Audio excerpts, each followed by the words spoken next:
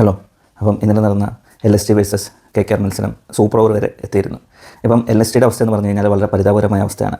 എന്താണെന്ന് വെച്ച് കഴിഞ്ഞാൽ അടുപ്പിച്ച് 2 കളിയാണ് ഒരു ആവറേജ് അല്ലെങ്കിൽ ഒരു ചേസബിൾ സ്കോറിൽ വന്നിട്ട് തുടരെ തോൽക്കുന്നത്. എന്നും എനിക്കൊന്ന് ലാസ്റ്റ് കളി രാജസ്ഥാനുമായിട്ടും ഇക്കളി KKRുമായിട്ടും. അപ്പം KKRനെ പറ്റി പറയുവാണെങ്കിൽ KKR ഓൾറെഡി ഒരു മുങ്ങുന്ന കപ്പലായിരുന്നു. അപ്പോൾ ആ ഒരു മുങ്ങുന്ന കപ്പലിലെ കപ്പിത്താനായിരുന്നു നമ്മുടെ അജിങ്ക്യ രഹാനെ.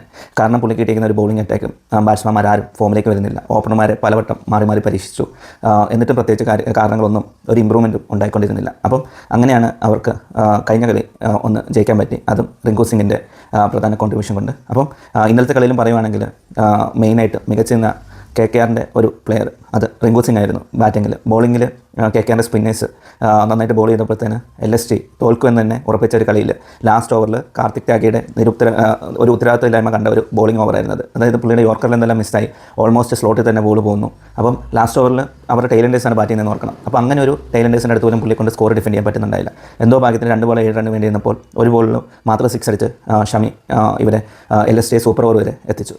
അപ്പം സൂപ്പർ ഓവറിലെ കാര്യം പറയുവാണെങ്കിൽ നരേന് പൂറിനെതിരെ വ്യക്തമായ മേൽക്കയുണ്ടായിരുന്നു. അപ്പം എന്തുകൊണ്ടാണ് ഈ നിക്കോളാസ് പൂറിനെ തന്നെ ഇതിന് സൂപ്പർ ഓവറിൽ ബോൾ ഫേസ് ചെയ്യാൻ വിട്ടെന്ന് ജസ്റ്റിൻ ലാങ്ങക്കോ ഋഷഭ് പന്തിന് എന്തെങ്കിലും എക്സ്പ്ലനേഷൻ ഉണ്ടോയെന്ന് എനിക്കറിഞ്ഞൂടാ. എന്തായാലും ഫസ്റ്റ് ബോൾ തന്നെ പുള്ളി ഔട്ടായി. അതായത് ഈ നരേൻ വേഴ്സസ് നിക്കോളാസ് പൂറിന് വേറൊരു ഹിസ്റ്ററി കൂടെ ഉണ്ട്. കഴിഞ്ഞ CPLലോ അതിന് മുന്നത്തെ ഏതോ CPL ഒരു സീസണിൽ നരേന് നിക്കോളാസ് പൂറിനെതിരെ ഒരു സൂപ്പർ ഓവർ വന്നിട്ട് ഫുള്ള് മേഡിനെറിഞ്ഞ് പുള്ളിയുടെ വിക്കറ്റ് എടുത്തെന്നാണ് എൻ്റെ ഓർമ്മ. അങ്ങനെ പോയൊരു മനുഷ്യനെ വീണ്ടും ഇങ്ങോട്ടേക്ക് ഇട്ട് കൊടുത്തതിൻ്റെ ഒരു ചേതവികാരം എന്താണെന്നുള്ളത് എനിക്ക് മനസ്സിലാകുന്നില്ല. നിങ്ങൾക്ക് എന്തെങ്കിലും അഭിപ്രായം ഉണ്ടെങ്കിൽ കമൻറ്റ് ചെയ്യുക. അപ്പോൾ അത് കഴിഞ്ഞ് വന്ന ഋഷഭ് പന്ത് ആകട്ടെ എയ്ഡൻ മാർക്രോ ഉണ്ടെന്ന് തോന്നുന്നു. അപ്പോൾ ഇവരായിട്ട് ആർക്കും വ്യക്തമായൊരു സ്കോർ സംഭാവന ചെയ്യാനുണ്ടായില്ല. അപ്പോൾ അങ്ങനെ ഒരു അവസ്ഥയിൽ വന്നപ്പോഴത്തേന് ആകെ 4 റൺ മാത്രം മതിയായിരുന്നു KKRന് ജയിക്കാനായിട്ട്. അപ്പം ഈ ലാസ്റ്റ് ഓവറെല്ലാം കണ്ട് മനസ്സുമെടുത്തുന്ന ഒരു മനുഷ്യനുണ്ടായിരുന്നു അവിടെ. അതായത് ഈ ഫീൽഡ് മൊത്തം ഓടി നടന്ന് ക്യാച്ചും എടുത്ത് ഈ 4 വിക്കറ്റൊക്കെ പോയ സമയത്ത് വന്ന് പുള്ളിയുടെ ഫുള്ള് ഫുള്ള് വ്യക്തമായിട്ടുള്ള എല്ലാം കൊടുത്ത് ടീമിനെ ഒരു നല്ലൊരു സ്കോർ എത്തിച്ചൊരു മനുഷ്യൻ നമ്മുടെ റിങ്കു സിംഗ് തന്നെ. അപ്പം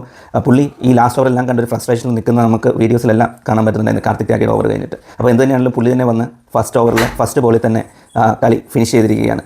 അപ്പം എന്തായാലും എനിക്ക് തോന്നുന്നൊരു 7,000 കോടി രൂപ മുടക്കി മേടിച്ച LST നിലവിലിപ്പം ലാസ്റ്റ് സ്ഥാനത്തേക്ക് പിന്തള്ളപ്പെട്ടിരുന്നു. ഇതുവരെ KKRനായിരുന്നു സ്വന്തമായിട്ടിരുന്നത്. അപ്പം എന്തായാലും ഗോയങ്ക വെറുതെ ഇരിക്കുമെന്ന് എനിക്ക് തോന്നുന്നില്ല. ഋഷഭ് പന്തിൻ്റെ കാര്യം ഏകദേശം ഈ ഒരു സീസണോട് കൂടി പുള്ളി തീരുമാനമാക്കി കൊടുക്കാനുള്ള എല്ലാ ചാൻസും കാണുന്നുണ്ട്. കാരണം ഇനി വരാൻ പോകുന്നത് മെഗാ ഓപ്ഷനാണ്. പന്തിനെ ഉറപ്പായിട്ടും തട്ടും എന്നാണ് എനിക്ക് തോന്നുന്നത്. അപ്പം ഇന്നലെ പന്ത് കളിച്ച ഇന്നിങ്സ് ആണെങ്കിൽ എനിക്ക് അത്ര വലിയ സെൻസിബിൾ ഇന്നിങ്സ് ആയിട്ട് ഫീൽ ചെയ്തില്ല. ഒരു 1-2 ബോളൊന്നും അറ്റാക്ക് ചെയ്തിരുന്നെങ്കിൽ ചിലപ്പോൾ ഈ കളിയുടെ റിസൾട്ട് തന്നെ മാറിയേനെ. അതുപോലെ തന്നെ ലാസ്റ്റ് കളിയിലും ഇതൊക്കെ തന്നെയാണ് സംഭവിച്ചത്.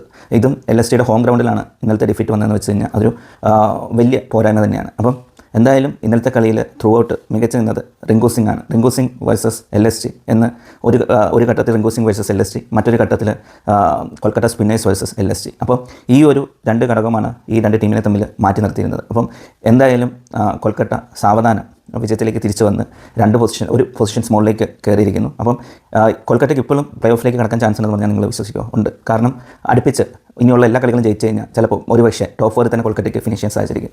അപ്പോൾ എന്തായാലും നമുക്ക് ഇനിയുള്ള കളികൾ നോക്കാം. പുതിയ വീഡിയോസുമായി വീണ്ടും കാണാം. Thank you.